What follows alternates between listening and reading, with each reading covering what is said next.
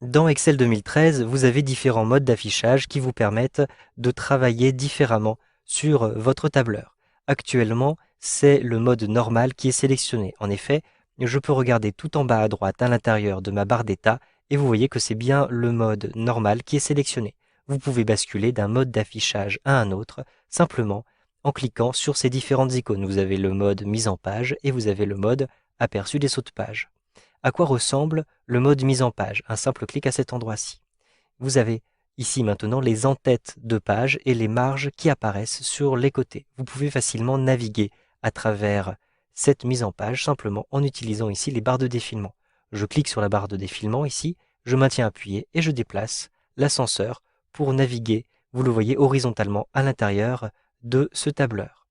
Vous pouvez aussi utiliser la barre de défilement horizontale. Je clique ici sur la barre de défilement, je maintiens appuyé et je déplace le curseur de la souris vers la droite pour voir les différentes pages qui se trouvent ici sur les côtés. Vous pouvez ainsi facilement naviguer et voir comment sont organisées vos pages.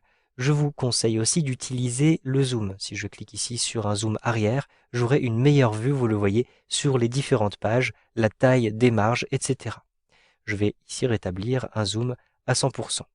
Sachez que vous pouvez aussi réduire les espaces entre les pages. En effet, vous avez ici, vous le voyez, une petite zone entre les deux pages. Si je clique dessus, je vais simplement masquer les espaces entre les pages. Vous aurez ainsi une vue qui vous permettra de voir quelles sont les différentes cellules qui sont attribuées par page.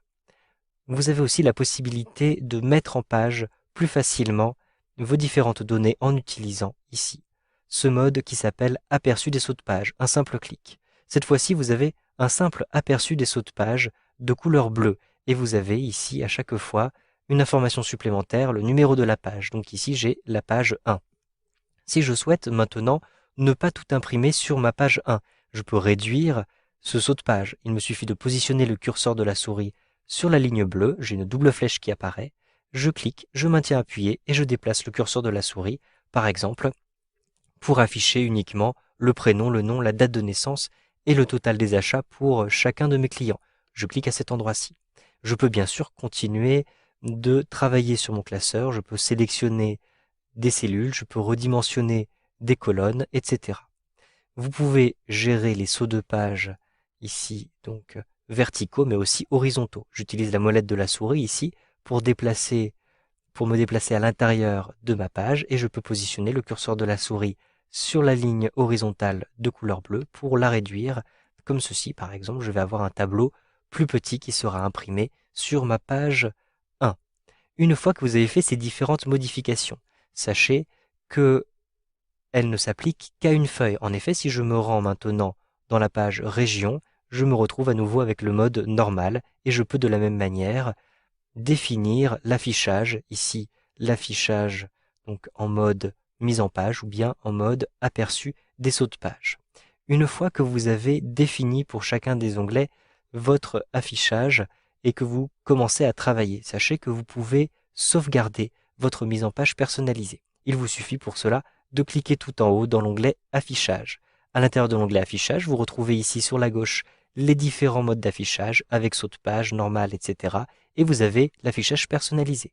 Je clique sur personnaliser et je vais retrouver une liste de mise en page, ou plutôt de modes d'affichage personnalisé. Je peux ajouter, donc pour l'instant vous le voyez, j'en ai aucun. Je clique simplement sur ajouter, je vais ajouter par exemple le mode d'affichage, je vais l'appeler Albert Moreau.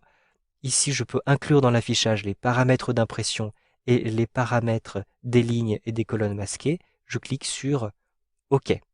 Maintenant, mon mode d'affichage a été sauvegardé.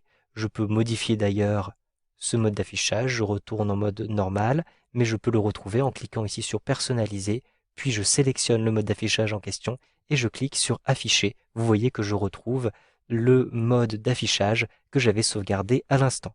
Vous savez donc maintenant comment gérer les différents modes d'affichage qui vous sont proposés par Excel 2013.